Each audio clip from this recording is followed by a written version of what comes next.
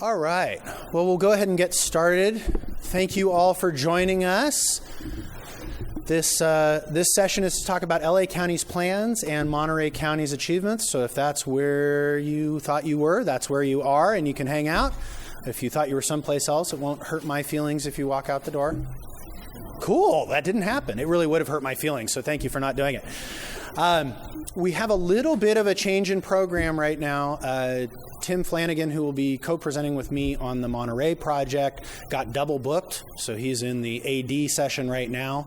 And so we're going to have Patrick go ahead and go first to talk about LA County's programs.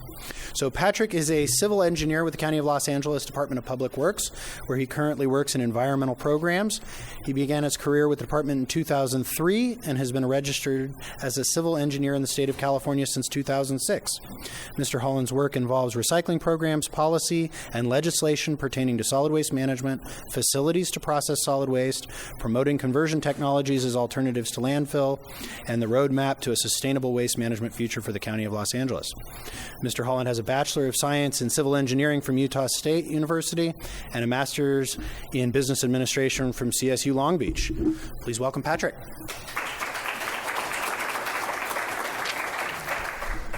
Good afternoon, everyone. Thanks for that nice introduction, Rob. It's a pleasure to be here. I've really enjoyed the conference so far. I thought it was a really nice start this morning with the talk by Dana reminding us about food waste. I'm going to talk a little bit about that in my presentation. I'm willing to take kind of questions as we go along the way. If you can wait and hold them at the end, that would probably be preferred, but I'm flexible on that. So what my topic's going to cover today is about LA County's Sustainable Waste Management Plan. I'm going to talk about the organics management plans that we put together for our three different focus areas, the county unincorporated, county operations. From the regional county-wide perspective, I'm going to talk about conversion technologies as alternatives to landfills, and then discuss some of the challenges and what some of the next steps are going to be. So what's the county's role in waste management? Let me first kind of put it in perspective. We're a county of more than 10 million people. There are 88 incorporated cities within LA County. We have a huge county workforce of more than 100,000 county employees, 30 different county departments. So one of our main functions is to advise our Board of Supervisors, the governing body of the county, on solid waste management issues. We assist the Department of Regional Planning for permitting solid waste facilities, so both permanent disposal facilities such as landfills and also permitting non-disposal facilities, transfer stations, MRFs, etc. We help provide conditions for them to be incorporated into the permits to mitigate some of the impacts of these types of facilities. We coordinate the trash collection for the unincorporated county areas, so for more than 1 million residents. This includes 21 exclusive residential franchises, 7 garbage disposal districts, and we have a non-exclusive commercial franchise system. We do a lot of long-term planning. We're currently in the midst of updating our countywide siting element, which is a 15-year disposal planning document that's required by law for the county to prepare. I see our friends Tetra Tech in the audience, who are actually the ones who have been working on that with us. And we implement a number of different waste reduction programs. These are both programs for countywide that are good for all the 88 cities, including the unincorporated, and then we have some that are specific to the unincorporated county areas. We also have a countywide department recycling program. As I mentioned, 100,000 county employees. We got to make sure that we're walking the walk and leading by example. So some of the drivers for waste diversion, I'm not going to go into any level of detail on any of these. I'm not sure if some of you were in the legislative session earlier this morning where they did go into a little bit more detail, but just kind of high level. AB 939 is one of the big drivers, 50% waste diversion for each jurisdiction by the year 2000. We got AB 32, the greenhouse gas reduction for the state to get to 1990 levels by year 2020. It's certainly one of the things that's driving a lot of this organics diversion. AB 341, 75% recycling goal for the state, the mandatory commercial recycling. We have AB 1826, mandatory commercial organics recycling, broken into different tiers. Different businesses have to comply based on the amount of organics that they're generating. And then the last thing I have on my slide is the California Air Resource Board's draft short-lived climate pollutant reduction strategy, definitely driving a lot of the stuff that we have going on with organics, particularly with the statement that there may be an all-out ban on organics or at least 90% reduction by year 2025. So this is an infographic that we put together for our roadmap to a sustainable waste-free future. This was a document that was adopted by our County Board of Supervisors in October of 2014. It's in response to a lot of the upcoming pending legislation, some of which that I just mentioned, AB 1826, but with the county's goal of trying to increase their current diversion rate. We currently have a diversion rate for the unincorporated county areas of 74%. This document established waste disposal reduction targets for us to move into the future. So the county wants to set a bar.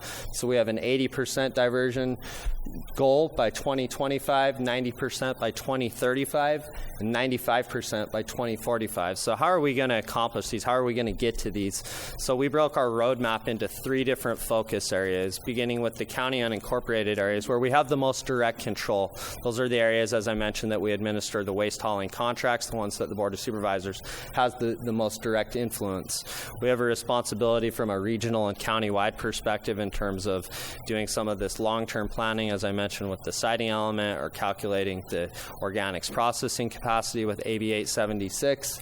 And then for our county operations, again, the Board of Supervisors wants us to lead by example. They want visitors, when they come to our facilities, to see that the county is in compliance. They want to make sure that our employees are educated about all these different things. So the strategies that we implement for all 3 focus areas include what are our programs and services. We need to make sure that we're able to measure our results. We need to be able to report these things to CalRecycle, but we also need to be able to see progress through the years. We need to make sure that there's adequate facilities and infrastructure, and outreach and education is key, and you'll see outreach and education in a couple places on this slide. That's such an important part of a lot of this. So the roadmap include more than 100 initiatives on different ideas, different kind of areas that could be incorporated within these 3 focus areas to achieve these disposal reduction targets. Some of these key priorities include extended producer responsibility, organics management, construction and demolition, debris management, regional debris management, outreach and education, again, as that's such an important part of this, and then our county departmental recycling program. So this is just a graphic of how waste, we believe, was kind of traditionally managed. When on the left, you can see that there was some reduction, reuse, recycling, composting, but the majority of waste was landfilled. So that's the biggest part of that triangle on the left side. So our new approach is to kind of flip that on its top and make sure that we are focusing the most on our source reduction, the furthest upstream, to focus on the recovery, so the reuse, the recycling. We want to incorporate conversion technologies that I'll go into a little bit more detail later, but as we see those being an integral part of trying to achieve the state's goal of 75% recycling and to be able to maximize the recovery and reuse of materials. Transformation waste energy, LA County does have 2 of the 3 waste energy facilities that are in the state. Their fate is kind of to be determined as their power purchasing agreements are coming up for expiration, and the cost that they were being paid for power is going to substantially change. And the main thing that I want you guys to see on this slide is that we want to landfill the least amount. I'm not here to demonize landfills or patronize landfills. They certainly have a very important role in our current waste management system, but we want to send the least amount of material there as possible. So what's LA County's waste composition made up of? To kind of put it in perspective, 8.9 million tons of trash was disposed in 2014 from LA County. Looking around the room, that's probably more than a combination of a lot of you smaller jurisdictions. So as the biggest county in the state with 10 million people, we certainly are generating a tremendous amount of waste. Breaking that down a little bit more, the organic waste is about 3.5 million tons of that. Further slicing that organic waste, that's just kind of a general term that people think organic. So what really is that?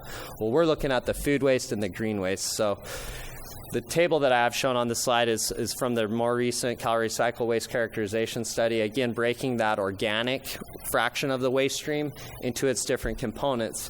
The thing that I want you to see on this is that food waste, and we've heard this kind of continuously through a lot of the sessions today, is the biggest component of the organic waste. Organic is the biggest component that's in the waste stream now currently. Dana talked about this a little bit with the EPA food recovery hierarchy. We want to make sure that we're kind of in alignment with some of these other programs. So when we talk about source reduction, Public Works is trying to educate businesses, educate people to make sure that they're only buying what they truly need. It's going to help them save money, and it's going to reduce the amount of stuff that they need to ultimately dispose of. So feeding hungry people, we're trying to work currently with our County Department of Public Health on developing a food donation program, very similar to what our friends in Orange County did. There's a program called Waste Not OC. If you guys ever get a chance to look at that and learn what Dr. Eric Handler was able to accomplish in Orange County, it's fabulous. We were able to kind of steal the program manager from the Waste Not OC program and get her hired by our county public health to help lead our efforts.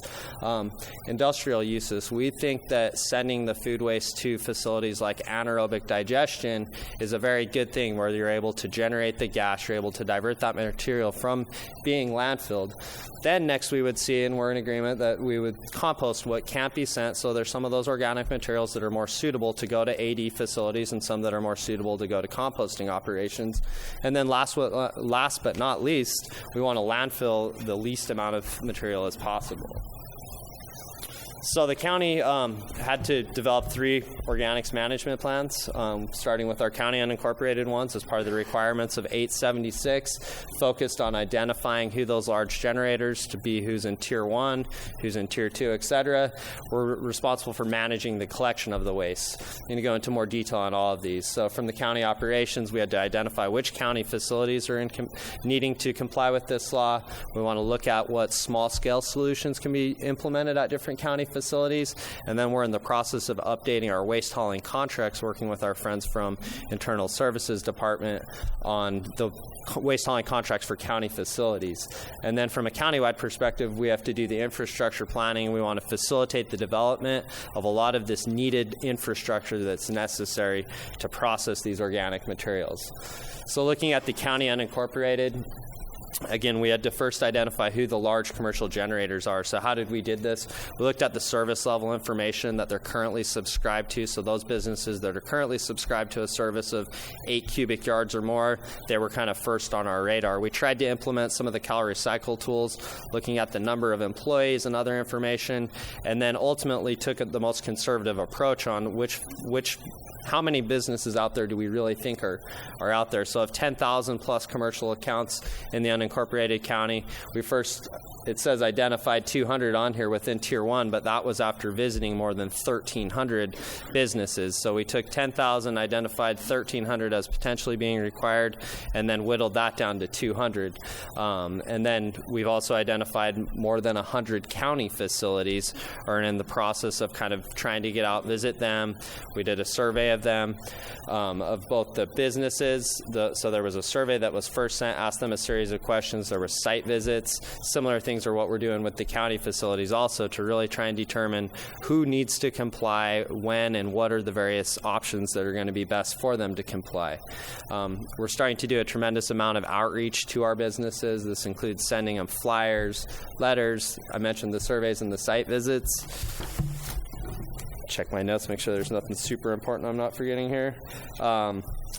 And then monitoring and enforcement, that's a topic that you'll hear kind of throughout some of these other things when it comes to AB 1826, is that there isn't a lot of enforcement provisions, at least not provisions on the business's end. There's certainly provisions on jurisdictions if jurisdictions aren't doing what they need to be doing. So what are we going to do to make sure that we're in compliance? We're going to be inspecting annually the businesses, either with our own in-house inspectors or with our consultants, to visually inspect, to make sure that they're doing what they need to be doing. And then we're still trying to analyze the most effective ways to enforce the law, which it may be through an ordinance or it may be through other requirements through the different waste hauling contracts.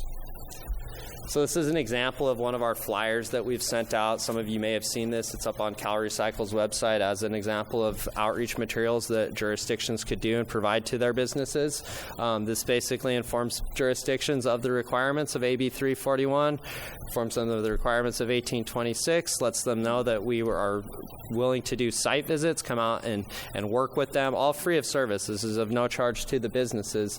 We want to make sure that they're aware that there's also free recycling services as part of our non-exclusive commercial franchise system. Businesses can get up to a certain amount of recycling service for free. A lot of businesses don't know that, so we try and educate them and say you could actually save yourself money by reducing the amount of trash service that you're subscribed to, get the free recycling service, or the recycling service maybe at a lower rate. So we're trying to get out, boots on the ground, talk to the people, see what their challenges are going to be to kind of navigate through the implementation of 1826 particularly. So we've been working with Republic Services, and I see our friends from Republic Services and their sub-consultant here in the audience today about the program that we've been working in 2 of our garbage disposal districts, where we solicited their services to go out to businesses within these geographic areas, these garbage disposal districts, and get these businesses to voluntarily sign up for a source-separated collection system. So it's been a lot of outreach by Republic and by their consultant to try and get these businesses to do this source separation. Currently, we're bringing about 5 tons a week. Does that sound about right? I'm seeing a nod. 5 tons a week. Not as much as we had hoped for, not as much as we anticipated, but we hope to kind of improve the amount that we're collecting in those areas. The material, after it's source separated, it's collected, it's taken to the Point A Hills MRF, which is a county sanitation district facility where the material has some pre-processing, pulling out any large contamination. From what I've been told, the experience has been very positive in terms of the loads are coming in very clean, and that's due to that effort, all that education outreach. And it's constant. It's not a one-time visit to these businesses, training them what goes in the bin, what doesn't go in the bin. But with turnover with the restaurants or turnover just with the employee workforce, you have to continuously educate them. So the material is taken to the MRF, where then it's taken to another facility where it's turned into a slurry, and then that material is taken to the Joint Water Pollution Control Plant, where it is co-digested.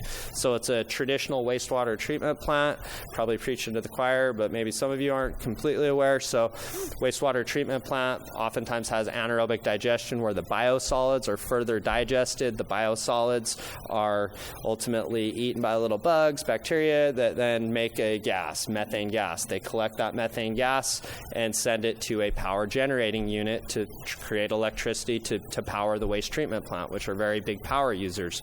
So the demonstration project that the sanitation districts have been working on, where they're able to blend about 10% food waste slurry with 90% biosolids, they've seen an increase in gas production by like 2-fold. So they're getting just tremendous amounts of gas production. So we really are excited about that project. We know that there's some excess capacity at some of these wastewater treatment plants, and that may be a situation in some of your communities as well. To talk about our commercial franchise, we've been trying to work with there's about 40 haulers in our non-exclusive commercial franchise. We've received, not all of them provide the service that businesses that need to comply actually need. So some of these haulers are just providing like roll-off dumpster service for kind of as-needed service, not for this continuous, I'm certainly generating 8 cubic yards or more.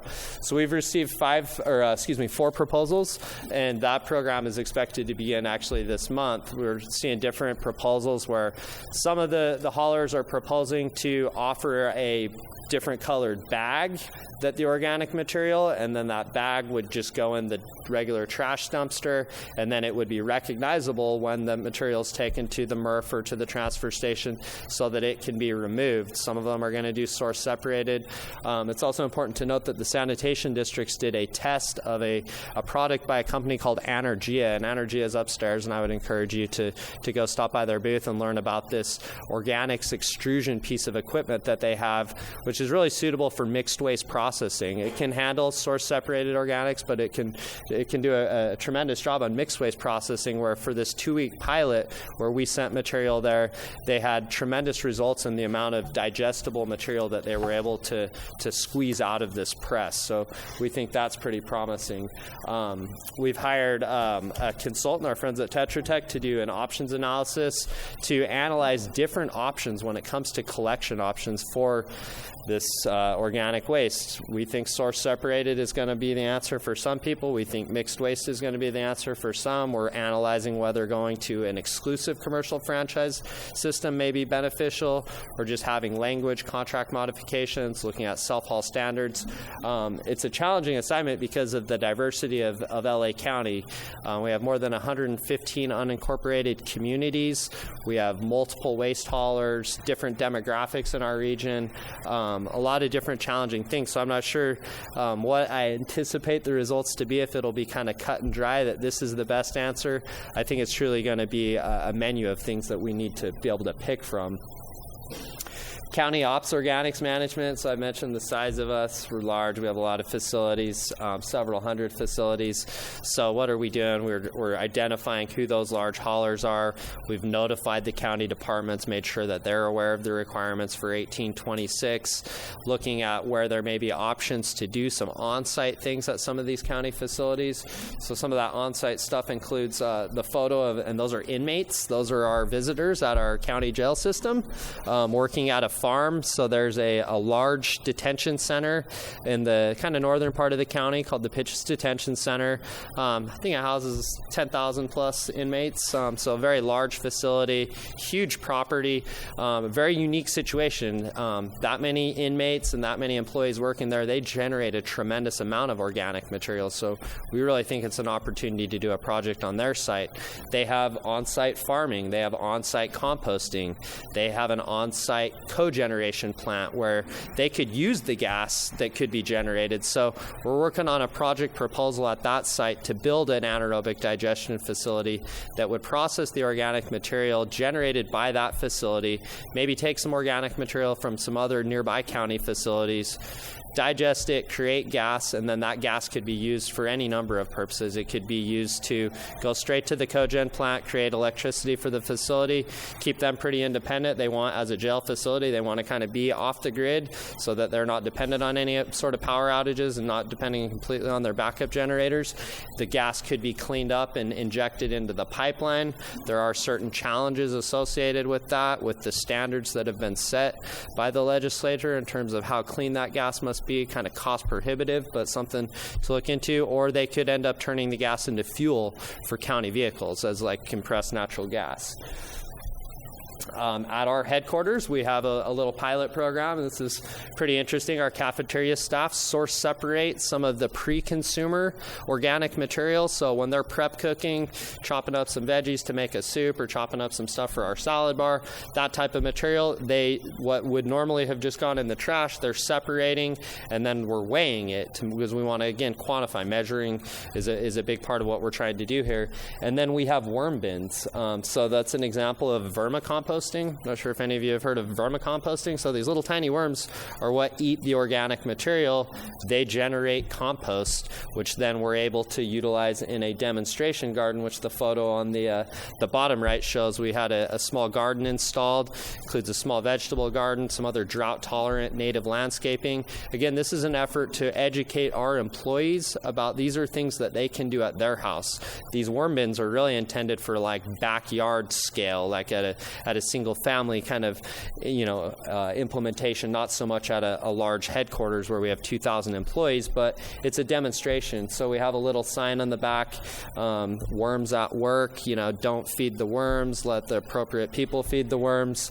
One of the other kind of neat things about vermicomposting is it generates worm tea. There's a little spigot at the bottom of these that can be used as fertilizer for your garden if you dilute it. It can be used as weed killer if you don't dilute it. It's strong byproduct of the worm activity.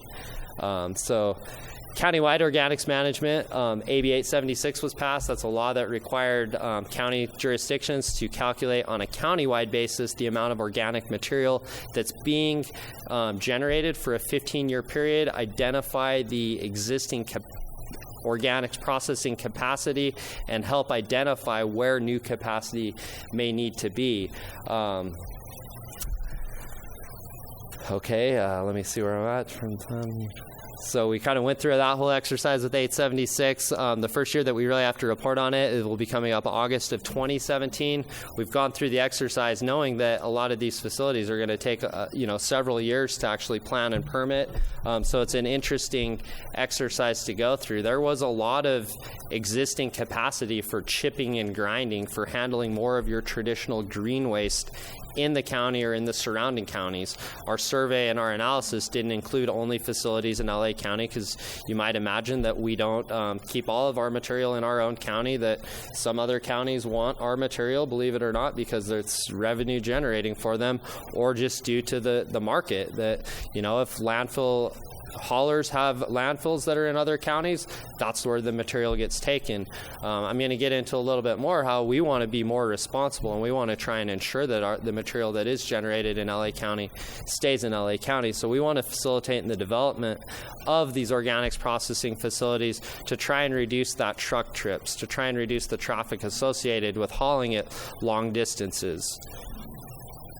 So I mentioned there's probably about 60 plus large transfer stations and MRFs in LA County.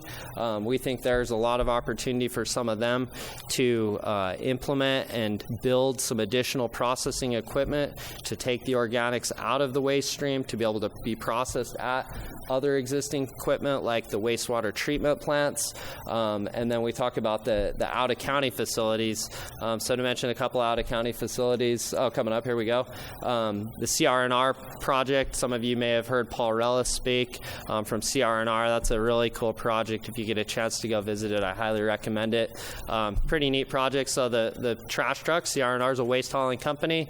They build a large MRF, organics extraction equipment, and then large anaerobic digesters. They've completed construction of phase 1 of their digesters, working on phase 2, and I believe they have up to 4 phases. So it's a really kind of neat closed loop system. So these trash trucks go and pick up trash, they bring the material to their material recovery facility, they take the organics out of it, they digest it, they create gas, they clean up that gas and put that gas right back in their trash trucks to go pick up more trash.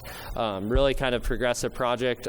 Commend CR&R for all the work that they've done on that. I mentioned the sanitation districts. I'm showing Energia and Anaheim, and that really could have been kind of a Republic Services Anaheim. It's Republic Services facility. They've partnered with Energia to implement a piece of equipment, but they're constructing large digesters there, similar to like what's going to happen at CR&R. I believe the gas at that facility is going to be injected in the pipeline. Is that right? You don't know, Republic Services? Okay, I believe that one's intended to be injected into the pipeline. I mentioned the Pitches Detention Center project in Castaic. So now I'm going to talk about conversion technologies. Again, perfect. Conversion technologies, we view these as alternatives to landfills. So what are conversion technologies? These are processes capable of converting post-recycled residual solid waste into useful products and chemicals, green fuels, and most importantly, renewable energy. They may be a combination of thermal, chemical, or biological, but we want to make sure that there's no confusion. These are not incinerators. There's no open flame in these types of facilities. They employ a combination of either heat, but not to the point where it's a flame. They may employ things with pressure, so these can be gasification, these can be plasma. There's a lot of different technologies out there, and these facilities have been effectively utilized in other parts of the world, and we don't see why they're not being effectively utilized here in California. Again, there's a lot of material that's still currently being landfilled. I think 38 million tons of material was landfilled in the state of California. We're gonna be able to do a lot by taking the organics out of the waste stream, but there's still a tremendous amount of material that isn't effectively recycled right now, but still has value in terms of being able to be converted into these things like chemicals, green fuels, and renewable energy. couple examples of successful conversion technology projects. The one on the left is a plant by Enerchem up in Alberta, where they're taking basically post-recycled material and turning it into methanol, and then later they're working on a process to be able to convert that into ethanol so that it can be used for fuels. The facility on the right by Interstate Waste Technologies uses gasification to create gas, ultimately to create electricity. So what are some of the environmental benefits of these conversion technologies? Well, it should be clear that we would be reducing our dependence on landfilling and that waste exportation. Again, we would like to see these facilities built within the county or closer in the region so that, again, we don't have to truck our waste too far. Locally produce that renewable energy and green fuels. Certainly have an opportunity to increase recycling through advanced kind of separation techniques that are used at these conversion technologies, and then reducing emissions. So within these kind of facilities, all the emissions are contained. They're within like a closed vessel type system, and then there's going to be some pollution control systems, but a much more efficient operation than trying to collect the methane out, say, a landfill. Other additional benefits, we certainly believe they would be creators of green jobs, both temporary construction and then permanent operation of these. I think there's an opportunity for public-private partnerships with the potential to reduce and save taxpayers money. We certainly think they can be cost competitive. I think that's been some of the problems and challenges with getting them developed in the past, but I believe that they're becoming a lot more cost competitive. And then there's opportunities to achieve our zero waste without depending on the international recycling market. You guys are all aware of the challenges with the MRFs trying to separate materials, and then if there's no buyer of those materials, then where's that material end up? Unfortunately, it ends up in a landfill. And so we think that these are also ways to kind of help local jurisdictions achieve their zero waste goals. So DPW, I'm going to kind of run through these last slides pretty quick, commissioned a study to compare the greenhouse gas emissions of a traditional landfilling situation where it would be landfilling post-recycled material, or comparing that to if you had what we call an integrated MRF, where you would employ one of these conversion technologies at a facility such as a material recovery facility.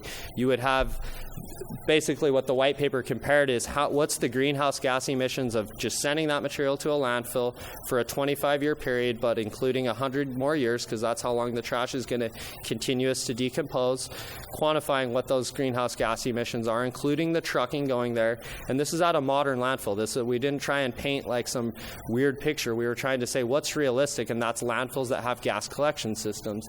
And then we compared that with this alternative scenario, and the results of it were staggering, and the graph on the next slide will really be able to show that it supports the use of conversion technologies as an integrated approach to waste management. So the graph on the top, the red and the yellow, is that baseline scenario. That's modeling showing what the net emissions are from that baseline scenario, and that equated to 1.6 million metric tons of CO2 in the air. And then what you see on the bottom is it's a negative number. These are avoided emissions. This is negative 0.6 million metric tons of carbon dioxide into the atmosphere. And how can you have a negative? And it's because you took that material that wasn't being effectively recycled before, and then you're going to create renewable energy with it. So there's a total net avoidance of those emissions. I hope that most of you kind of understood that. Like, very good, use a conversion technology, not as good, just put stuff in a landfill. Just a little plug for a conference that we held recently, a couple weeks ago, at our headquarters on conversion technologies. It was very successful. We had a number of different speakers. We had more than 200 participants or attendees at the conference. If you're interested in learning more about conversion technologies or seeing the presentations that were at that conference, you can go to socalconversion.org. Later this week, there will be a video that shows all the presentations and then some of the panel discussions that took place afterwards. So what are some of the challenges that we see? I think determining the most efficient and reasonable way of collecting and processing the organic waste continues to kind of be something that we're trying to learn from other jurisdictions and see what's going to work best in LA County. The need to continuously outreach and educate impacted stakeholders, monitoring, ensuring businesses are in compliance. We see that as it's going to be a great increase of staff time cost to our jurisdiction to make sure these businesses are in compliance, the need to develop, finance, and permit this needed organics processing infrastructure. There is a severe lack of the appropriate infrastructure in LA County, and we believe statewide, and so to develop all that, and what may be a lack of markets for compost and the organics residuals. So looking ahead, what are we doing? We're trying to identify that next tier of businesses that need to comply with 1826, the next tier of county facilities that need to comply. We're trying to finalize our analysis of the different collection options. We want to assist and permit different facilities. We offer services to private developers if they're interested in trying to develop a project in LA County. We'll help them with the permitting. We'll help them with feasibility studies. We'll help them with grant preparation. We want to see conversion technologies built in our region. We're continuously pursuing and supporting new legislation that's going to add more tools to the toolbox, such as conversion technologies, try and clean up some what we think are incorrect definitions in state statute, et cetera. And then we want to determine the best option for on-site organics management at county facilities. Again, hopefully a theme that you've gotten is that LA County wants to lead by example with their facilities, that we want people to visit our facilities and learn from us. So that wraps up my presentation. Happy to take any questions people have.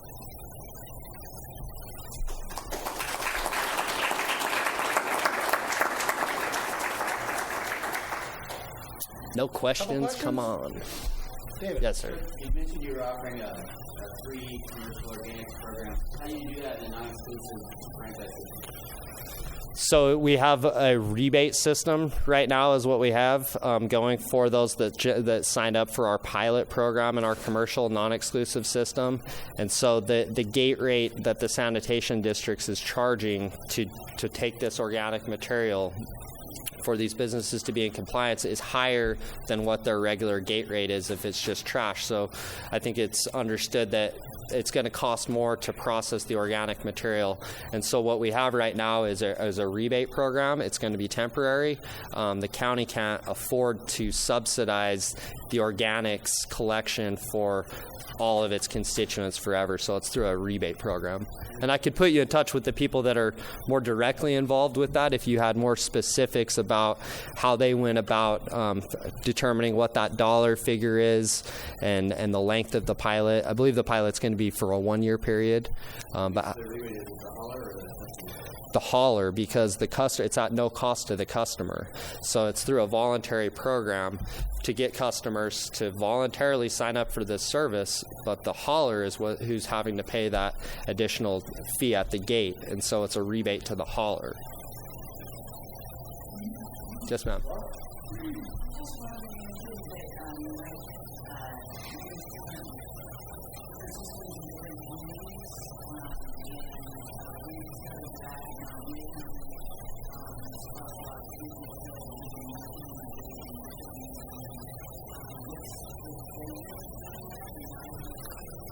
I think part of the challenges is that due to our geographic size, depending on who would get the contract, say if it were in one of our like garbage disposal districts where, in the garbage disposal districts, they provide this service for both the residential and for the commercial. But depending on who gets that contract, they may or may not have a facility or the right type of facility nearby. And so that's where we would want to, I think, kind of make it flexible to the hauler for them to say, we think this is the best way that we can make sure that these businesses are in compliance. And we would hope that the economics would kind of work itself out, that the customers, our constituents, are ultimately getting the best rate rather than us dictating and saying you must process it this way. We believe that it would have an economic impact. But I hear you on the struggle and the challenges. I mean, we have the challenges of 88 different jurisdictions that one jurisdiction recycles these materials, and they have one waste hauler. Another jurisdiction doesn't allow those materials in their blue bin for recycling, and they have a different hauler. And so it's just a continuous challenge with the size and diversity of our county.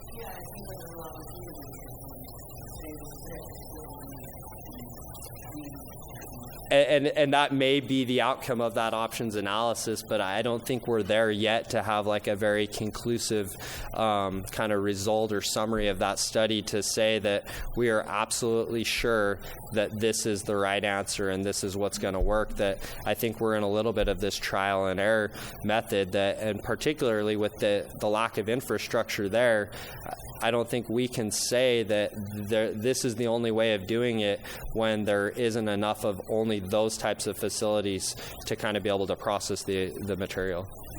All right, let's give a round of applause.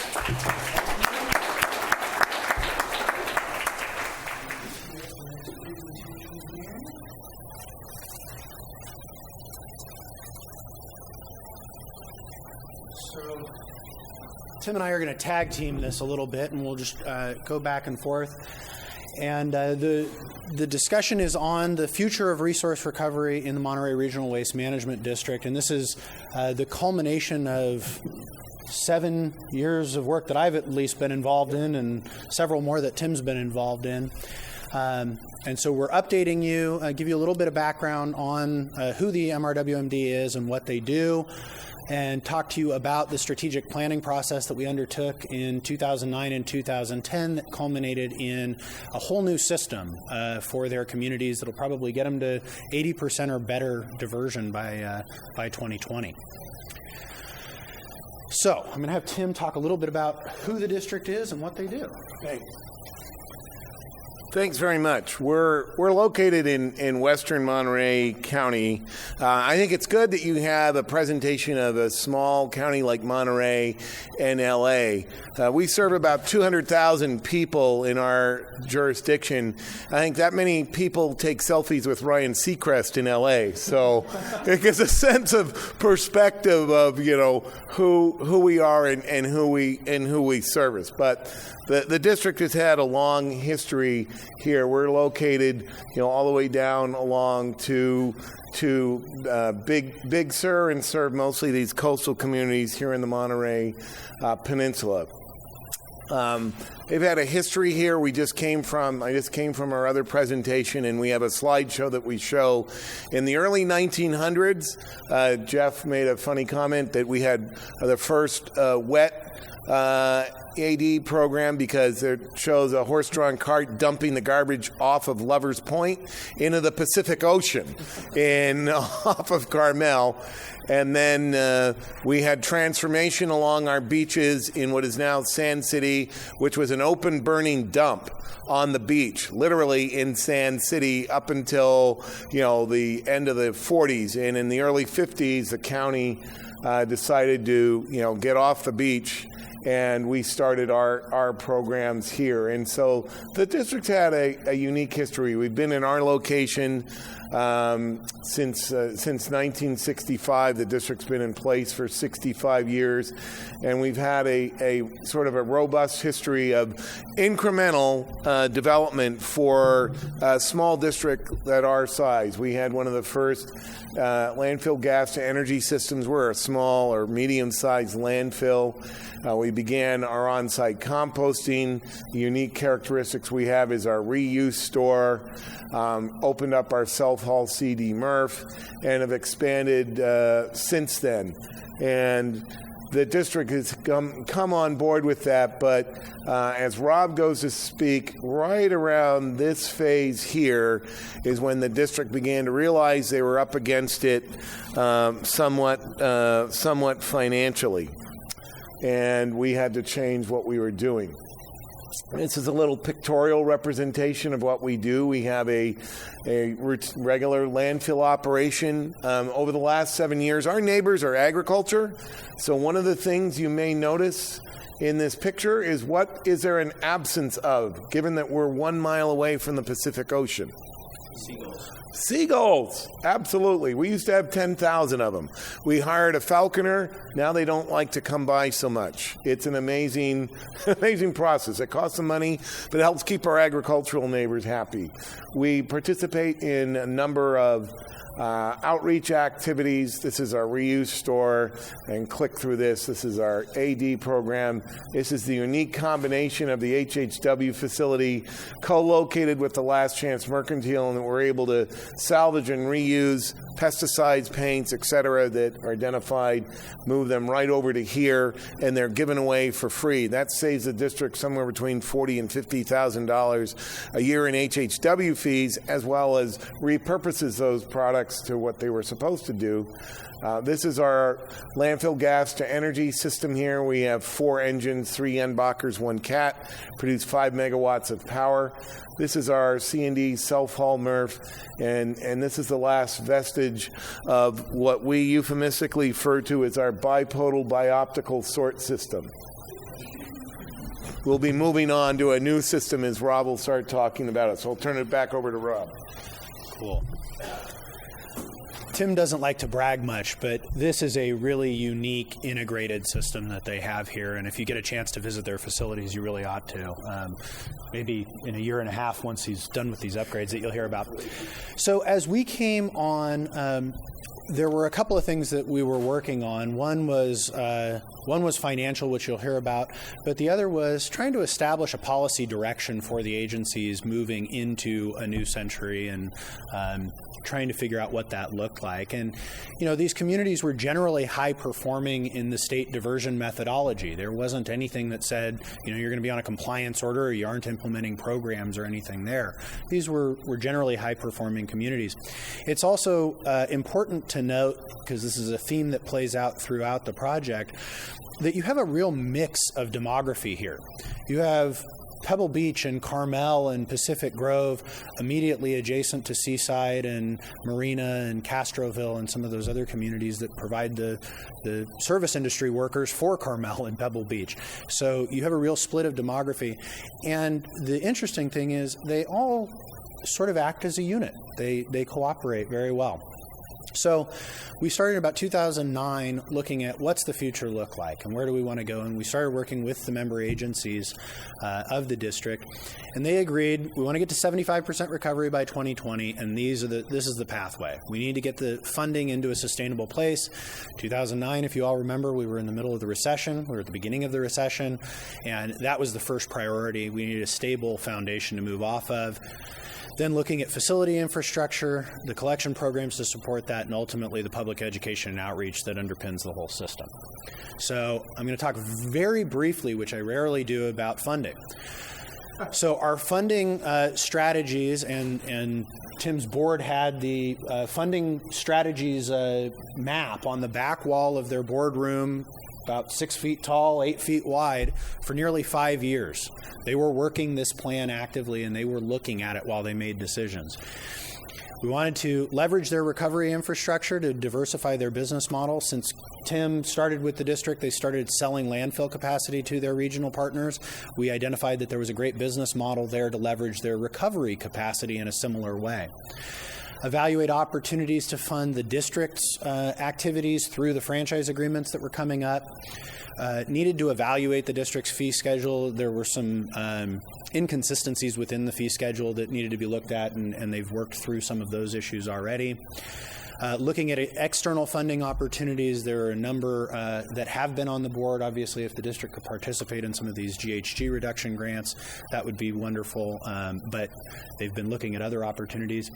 And then developing a green energy park. As Tim mentioned, they were an early adopter of landfill gas to energy. They feed the MRWPCA, which is the Water Pollution Control Authority, over the fence from them. They power their operations as well as the district's operations at the MRF. So that's sort of in their blood, and they wanted to perpetuate that. All right, so I'm done talking about funding. The next piece was the franchises and understanding what the franchise procurement would look like. And you see each of these agencies is pretty small. Sand City has 60 residential accounts and only 140 commercial accounts. Individually, these agencies didn't have a lot in the way of buying power. But when we pooled them together, all of a sudden, there was a pretty good-sized contract there that would be interesting for somebody. And oh, by the way, all of the contracts wrapped up within about 4 months of each other. So it created a nice, ideal condition for folks to move forward into a procurement process. So The other feature was they wanted some independence. Each of the agencies wanted to know that they could select their own contractor at the end of the process, and they wanted to understand what the impacts of that would be. So as we talked about this with the elected officials and with the agency staff throughout the process, we talked about off-ramps for this process. And so, the first step was we're going to develop a model franchise. And if you don't want to go out to RFP, you don't have to. But you've got a model franchise you can use to negotiate your new deal. Everybody then agreed, okay, we're going to go into an RFP. We're going to work together on drafting an RFP. So the 7 agencies hung together. We drafted an RFP. We issued it. We got proposals back. We got 4 proposals, which was great. Did interviews, public presentations. And the total process took us about 4.5 years from inception and planning through the start of service. One of the really interesting features that when we talked to the proposers, they uniformly said, except for the incumbent, it was the reason they bid. The district offered to host a collection yard at their facility where the collector would have their administrative offices, customer service, vehicle maintenance, parking, and fueling. And we would have gotten 1 proposal if the district hadn't done that. But because that was an option, these 3 other companies came from out of the area, said, yes, we're going to use that option at your site, and it made them much more competitive. It also reduced, for any of you that are in routing or operations, it seriously reduced windshield time, because from the district site out to Castroville, where the trucks had been parked, it was another 15, 20 minutes a day per route, which certainly adds up. So that was a big driver. The other thing that was really interesting, I mentioned the agencies wanted the ability to go their own direction at the end. Well, when the costs came in, we had this real fun matrix of, different proposers with different options and different things that they could do. And green waste recovery in general was the low price proposer. But that wasn't the case if you look at Delray Oaks, if you look at Carmel. They weren't the low-price proposer in every agency, and there was some concern that agencies would go off their own ways. What was really amazing is as we went through each of the cities, the value of cooperation exceeded these savings. And in Carmel, it was 25% of the costs. They were willing to pay 25% more because they were getting a group deal. They were getting to participate in this regional system. There were also a couple of other nuances that made Carmel want to change horses, but we won't talk about all of those. So the evaluation committee's recommendation at the end of the day was staff wanted regional cooperation. They thought that was really powerful in terms of messaging, in terms of harmonizing programs, as Laura talked about. Overall, it was the lowest responsive cost proposal. Waste management did offer some cost-saving proposals, but they were all oriented towards what the committee perceived as lower diversion rates. Every other week collection of recycling and organics, for example, not replacing existing capital assets that needed to be replaced in order to do better messaging, things like that. Also, green waste recovery took no significant exceptions to the contract. The incumbent waste management took 60 or so, most of which were significant, some of which, like the Carmel City Council said, were fatal flaws and they wouldn't sign. It was also a company that people felt were going to be leaders. They were going to be innovative. They were going to be flexible as we move forward through a long-term contract to be able to work on recovery issues. So in terms of terms, I won't go through all of this. It was a 15-year franchise term. The rate increases averaged about 6%, and that was with the addition of a lot of new programming. We've added charges for commercial and multifamily recycling at 25% of the equivalent garbage rate, and for organics at 75%. And they are increasing participation despite charging for service. So anybody that tells you it doesn't work to charge for service, it's not true. It's happening. It's working here. We've established reuse collection events, which are really cool. They partner up with the Last Chance Mercantile, so it provides a curbside option for getting those reusables taken back and sold. And another number that Tim didn't quote, the Last Chance Mercantile sells $800,000 a year in merchandise. Pretty cool. And then the district is going to sell CNG to Green Waste, lease the collection infrastructure to them, and provide all of the processing and disposal facilities. So I'm going to hand it over to Tim now to talk about the infrastructure improvements. Let me finish on one key point on the financials, and that is that in 2007, staff went to our board and we asked for a $5 a ton rate increase to take us to $51.75 in 2007. And our board chair, who had just come on board, said, no, figure it out, go back, do what you did. So we had about a high of about 144 employees at that point in time.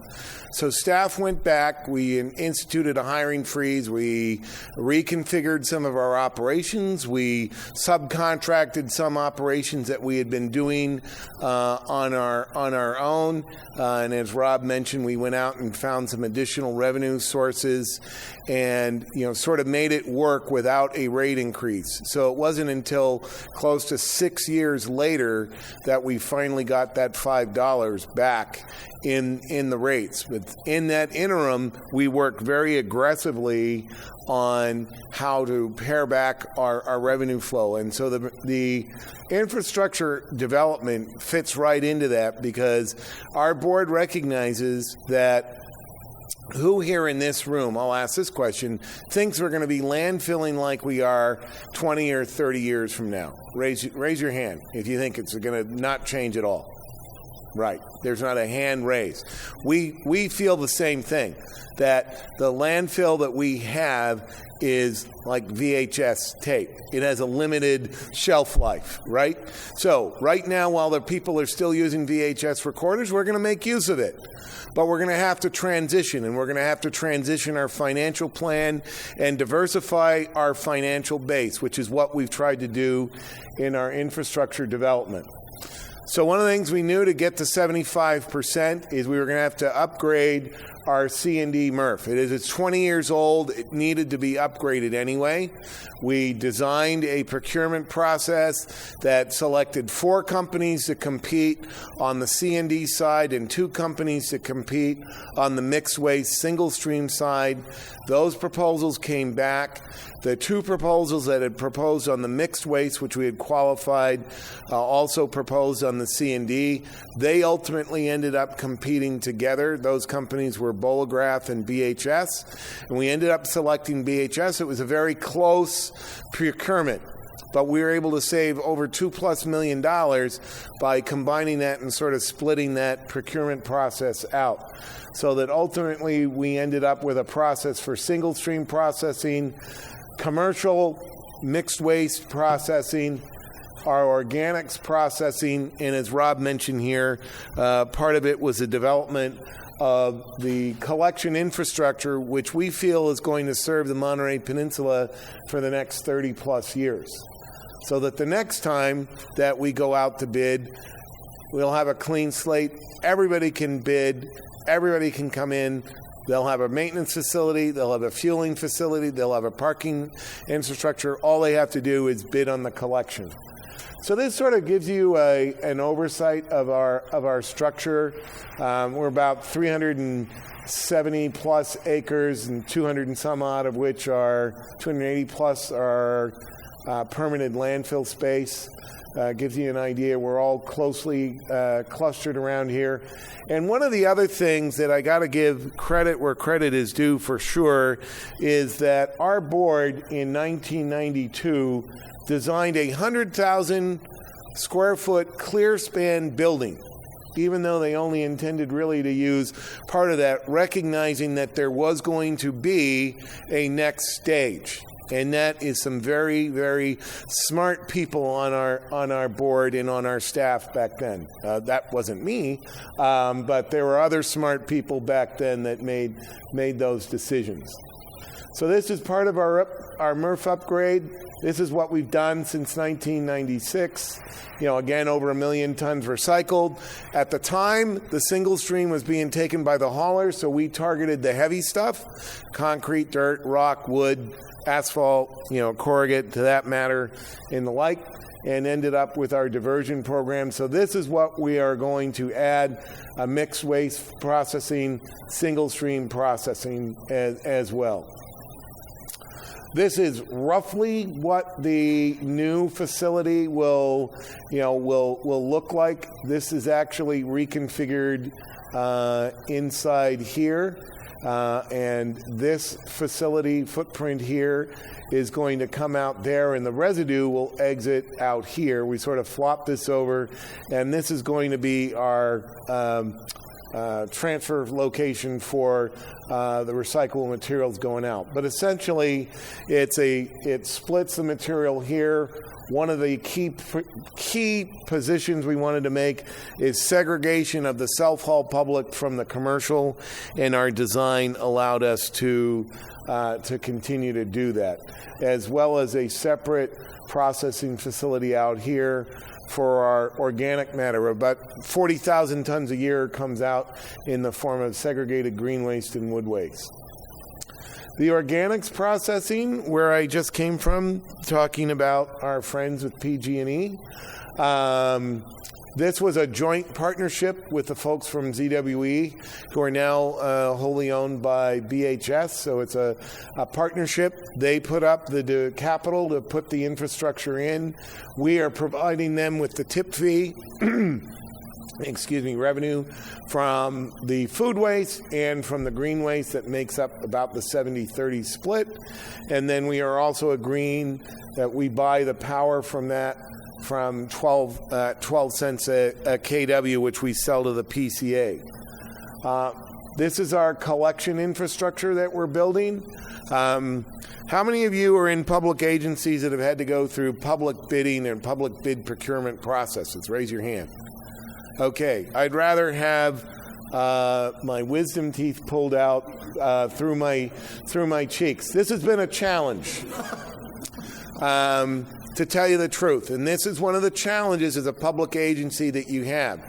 And if you see this here, this is our refueling infrastructure, which we are smart enough to do with a company called Trillium. We had a proposal that went out, Trillium 1. It was a DBOOT called Design, Build, Own, Operate, and Transfer. And that worked great for the development of the fueling infrastructure. If we had known then what we knew now, we would have had Green Waste take over the construction of the truck yard facility and the building, and then bought it back from them, because we've had the contractor from hell in terms of dealing with that, and it's about 7 to 8 months behind schedule. But it's almost, the ribbon will be in there by September, but it's taken several more months longer than it needed to have done. So that's just some of the horror stories from going through that. But it does combine some of the unique characteristics that we wanted here, and that was really essentially to have local administration. And as Rob mentioned, one of the things that's unique in Carmel is that Carmel is a city that, ironically, if anybody's been there, does not have any addresses. Literally, does not have addresses. Your house is the house with the yellow shutters, the house 3 blocks down from the oak tree. There is not an address in Carmel. So when you're calling a call center, which may be located in LA or Seattle or Arizona or what have you, and the person answering the phone there says, "Oh, you have a missed pickup. Where are you in Carmel?" "Oh, I'm in the house of the Green Gables." Like, what? So we felt this was an important part of our procurement, that we wanted to have sort of those phones answering the phone here locally and these jobs here locally. So that was a key part of underscored in our procurement process that we did with our franchise agreement. So I think, is this me? Yep. Finish off with this. So this will show you where our improved MRF building, our MRF is going to be. This is our truck yard and maintenance facility. Has a zero discharge truck wash, clear span maintenance facility, significant LEED certification to get to that, all housed right here in the footprint. And if you think about it, since they are now dropping off all their materials, their trash, their green waste for processing, or their yard waste for processing, and their single stream recyclables, all at our facility, it's great to when they finish the day, they literally drive from here and drive here and park. There's no wasted time. There's a tremendous amount of efficiencies that will be built up over the 15 plus years in that hauling contract, which we realized in our collection pricing. So that was a unique part of this, as well as providing that revenue diversification process that our board was so keen on. So with that, I will turn it over to, I guess this is me, huh? This is my last pieces. Lowest bid is not always best bid. You heard me say that. We would now pre-qualify the vendors to make sure that their resume matches up with what they've said. We would budget more money for project management oversight, which has been a key part. We've spent significantly more dollars than budgeted because of our contractor. Literally, because of the contractor, we spent more than double what we had budgeted for that. We would build in the schedule flexibility so that there's a built-in break period, particularly in the MRF design, where you plan for a pause, where it's like, okay, we've got it to 50 or 60% design, pause, interrogate that design, go back through it, and then go back ahead through that design before you end up putting the final specs and docs out for procurement. And as I mentioned earlier, this D-boot would certainly have probably provided us, certainly on the truck yard process, a quicker developed project and probably closer to being on budget. Okay, with that, I'll turn it back over to Rob. So that's the back-end infrastructure to deal with all of this. I'm going to talk quickly about the collection system implementation. In our original plan for this presentation, we were going to have the company join us, but I'm going to cover this. So very quickly, we respect most of the system for the cities in the goal of sort of upgrading and modernizing programs and then harmonizing them across agencies. So single-family service, range of container sizes, for garbage weren't all available previously. Some agencies only offered 95-gallon carts or 64-gallon carts, so we were offering a pay-as-you-throw system with some options. Weekly recycling for everybody, weekly yard trims for everybody. 2 of the agencies did not have yard trimming service yet. Holiday tree collection consistently for everybody. Not all of the agencies had that. I mentioned adding the bulky item reuse, 3 events per year included in your base collection rates, up to 2 cubic yards of reusables, up to 5 e-waste items, and up to 2 appliances or bulky items. That's cumulatively per event. So gave you a lot of capacity to get rid of that good stuff to go to the reusables. All this stuff in red is now accepted curbside, one way or another, and can go back either to the HHW facility or to other places for proper handling. And then we have backyard service availability in some of those communities. And with the exception of Carmel, who has standard backyard service, when we compare their rates to the region, which includes Monterey and Santa Cruz counties, and all of the jurisdictions in that, they went from well under to just barely under, in some cases, that regional average. So despite upgrading programming, upgrading services, adding all of this new infrastructure, they're still well below those averages. Multifamily, one note, several years ago, you probably would not have even seen a section in the agreement talking about multifamily. There's a whole description, whole exhibit talking about multifamily services and how they're served differently. Big range of garbage service options, big range of recycling service options previously, not so many options. Added yard trimmings, which was not previously available to multifamilies unless you were subscribing like a single-family customer. Offer the bulky item reuse program to multifamilies. They have a lot more turnover. They have a lot more need for those sorts of programs. And then we're able to offer some of those hard-to-handle materials. And then commercial, added the big additions were the food waste and the charges for food waste and the expansion of the recycling options there. We did add on-call bulky item, but that is a fee-based program for commercial. And again, when you compare them to the regional averages, they're still favorably compared. Sand City and Delray Oaks both have small residential and larger commercial makeup, and so the commercial rates are picking up a little bit more of the slack there. Also, more services were added in the multifamily and commercial area. But you can see these aren't big jumps for anybody, particularly given the level of service that was allowed. We also got special event services, so the hauler is to provide this full range, and I won't go into all the details, of services to special events at no additional cost to the agencies. The agencies get funding of youth service organizations, community organizations, service at public litter containers, free service at city facilities and parks, and contribution to the Central Coast Recycling Media Coalition. So really sort of upgrading the benefits to the cities. And then we focused a lot on modernizing the public education and outreach system. They have a stated contract goal of getting to 65% recovery of the material that they handle, not the state diversion rate, of the material that they touch, 65% diversion. So we have 3 full-time folks, an annual process for reviewing the public education and outreach. So it's not set it once in the contract and think that that's going to last for 15 years. It's a living, breathing process. They provide technical assistance to every commercial and multifamily AB 341 customer every year now, including 1826. And in fact, all multifamily customers, regardless of size, get some visit each year. And then there's a planning process each year in the contract for those services.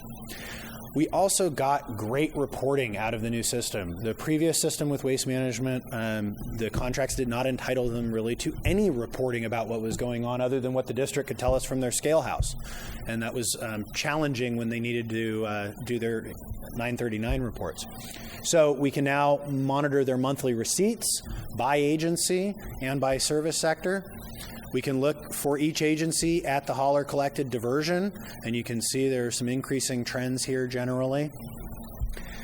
By sector within a city, we can look at how is the single-family sector performing versus what's going on with the commercial sector, and how are those folks responding to the technical assistance that's going on. Monitoring call center performance, as Tim said, the call center and the customer service function was really important, so we're getting some good data on that. You can watch the call center volumes and average answer times as each additional city comes online. They had that spike in call center, and they were actually very responsive in adding staff very quickly to deal with that issue. We get very detailed AB 341 and 1826 monitoring. This is a summary of it, but it sort of gives each of the agencies a sense of where they stand. And so this is all information that we share quarterly with the Cal Recycle rep who comes to the TAC meetings, and it has become a much more transparent system under this new reporting regime. So in terms of the transitioning 7 cities over 4 months to a new hauler, all new carts, all new bins, all new trucks, new parking facility, new fueling arrangements. We changed a lot, new rate structure. So we were really lucky that the phasing worked the way that it did, that the contracts turned out the way that they did, because the hauler was able to install services and assets in each community sort of progressively. And luckily, April was Sand City. It was the smallest community, so we got to sort of pilot the thing. We had monthly startup meetings, and actually as we were getting closer, we were meeting even more frequently than that, trying to make sure that everything was online. And we got really good participation from each of the member agency staffs attending that. They did hire as many of the existing drivers as they could, and as you can imagine, some of the drivers really liked being in these communities and not driving through Carmel Valley and on windy roads, so they actually were able to bring over a lot of those folks. And that helped when there were issues on the ground with container transitions and things like that. Those drivers knew the turf. Supplemental resources. They had planned for needing temp staff for the call centers and extra drivers and extra supervisors and things like that during the transition. That really helped. And as Tim mentioned, there were some delays on the infrastructure side, and so we had backup plans in place, contingencies for any new infrastructure that was going in to make sure that there would be no issue with that. So with that, we have about, 8 or 10 minutes for questions. Yep, Luke? I don't know if it's the race No. That was another piece of three-dimensional chess. Each of the agencies wanted to set their own rates, and are there any Prop 218 attorneys in the room? I'll show you one dynamic that really sort of screwed things up. Delray Oaks insisted that there be no impact to residential rates and shifted all of the impact onto the commercial ratepayers. And those commercial ratepayers saw nearly a 60% rate increase. And they had an absolute fit. And so they're in the process now of restructuring the rates in a little bit more logical way. The other agencies, we tried to sort of keep the rate structures pretty well tied to what there was in place in that community, but it was different by community. And then in each community, we did add charges for recycling and added charges for organics. David. The AD facility, is that making the vehicle fuel, or is that electricity? Right now, it's making electricity. And I just came from our other presentation, which ironically, our fine-feathered friends at PG&E, long story short, have disconnected us effective Christmas Eve. So we are processing with PG&E the opportunity to reconnect that power back to the sewer agency next door. So since the first of the year, essentially, we've been having to shed that load to a load bank. So as government agencies are really good at, we've been making a lot of hot air for the last 8 months, unfortunately. This is what I was talking in the AD presentation just before I got in here, the challenges of working with an investor-owned utility. And just as a plug, one of the things that we're working on in a 3-county area, we had some folks, I think, in the back of the room here that were from Santa Cruz County.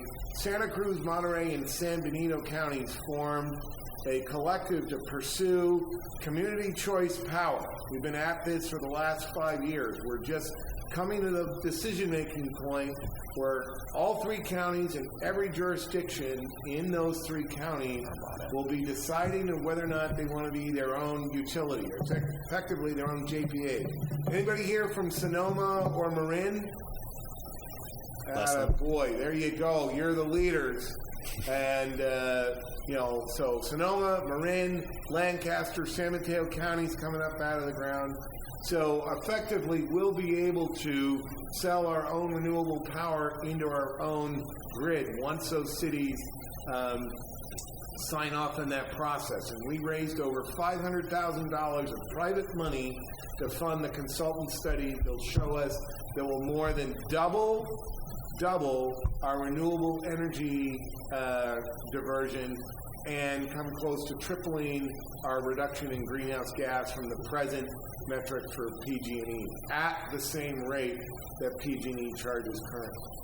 So we're excited. And you can probably restore the power to the PCA. Hopefully. In the process. Yeah. They're fighting over $30,000. It's a little bit silly at this point. OMG, yes. Yeah. Maybe I missed it. Do you guys charge a franchise fee to help pay for the staff associated with kind of implementing this contract? Or is that just coming out of the tip fees from the landlord? It's a good question if you heard that. Is the district charging a franchise fee? The answer to that is no. The cities do have franchise fees that they use internally. The district is funded. There's no special fee basis. There's no tax money. There's no special money that comes in through any other source. We make money in three ways. What drives across the scale, what we sell as energy, or what we sell as recycled materials, which is why we worked hard in sort of trying to come up with a diversification of our revenue base. We would like to go farther upstream, and we think this makes sense to work on the garbage bill and essentially, as our brethren at the sewer agency has, develop a connection charge. It's like this solid waste infrastructure, whether it's a landfill processing, AD, composting, or what have you, will be in place. The landfill has over 100 years of permanent landfill capacity left. It's going to be there for a while. So we hope to finally get away where at least our capital projects are funded through that source. It's connected through the garbage bill so that there's a predictable revenue stream that comes in that'll support at least the capital portion of our operating costs. Yeah, it's been a little bit of a thin edge of the wedge approach because early on we talked about putting fees in the franchise agreements that would pass through to the district. And there was some resistance to that initially. However, in the last 6 months, the agencies are now pooling together to fund the franchise management activity, which they're paying to the district, and for now the district is paying for us to do. But they've opened the door to, hey, district, if you need to bring on additional education and outreach staff, if you need to do these things that are serving us, we'll pay for them. Just tell us what they are and tell us what the value is. And so far, they've been happy. It's been the contract management cost is about 0.25% of annual revenues. So we funded the franchise procurement process for all the member agencies, which was, probably shouldn't say the number, but it was a significant amount of money.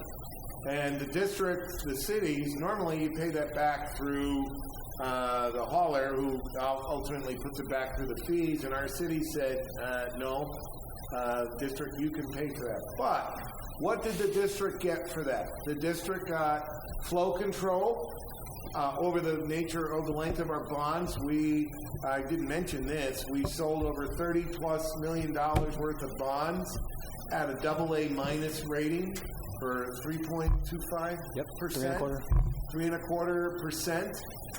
It's a big nut that you got to pay at the end of every month, but our forecasting shows that we can do that. We will be receiving and processing the single stream revenue, single stream material revenue, which had not been received by the district before. So there were some trade-offs, but it was to the benefit of the other small cities. As you can see, they didn't really have those kind of dollars to upfront that money. So the district made a tactical decision that this makes sense for everybody, and this was 5+ years ago. We'll front the money. This seems to make sense, and we think it will all work out, which to date so far it has for our member agencies. And it's a unique mix of private-public partnership that the district has on its own site and is out there. I think that sort of made that work. Again, we're much smaller than LA County. So what are your projected diversion goals for how long do you we think they beat 80% once the mixed MRF and the single stream come online. And that's probably of the hauler collected, not state calculated. And that presupposes that we find a ready outlet for the 20,000+ of additional organics that we will generate from the MRF. The one good news is, who eats salad in the room? 10-to-1, it's grown within 20 miles of our landfill. So we have being uniquely located as we are, not trying to be funny, but uniquely located as we are, we have a good composter in sight, and there's an appetite for additional organics, and we have an organic composter. So this is going to be a challenge. We're going to have organic composting. We're going to have what comes out of the MRF. which is not going to be organic, and then we have that source material going into our AD plant. So we're going to have 3 organic streams totaling probably somewhere to 60 to 80,000 tons that we're going to be managing on site. That's our biggest challenge, I think. Yeah, and one of the things that helps them get there is this is sort of the traditional belt and suspenders approach, right? So we're going to have heavy focus on source separation programs, a lot of education and outreach pushing it there, and we probably won't make the biggest deal about the fact that the black can's still going to go back to their MRF and be processed so that if that customer wasn't as good as they might have been in the separation, there's a backstop essentially to that. So it gives us probably 10 or 15 points that others wouldn't have if you didn't have that strategy in place. And I think just to finish that, the key point there is that the district has had a really unique vision. They've had an abundance. We have 39 million permitted tons of landfill capacity for a population base of, less than 200,000 people.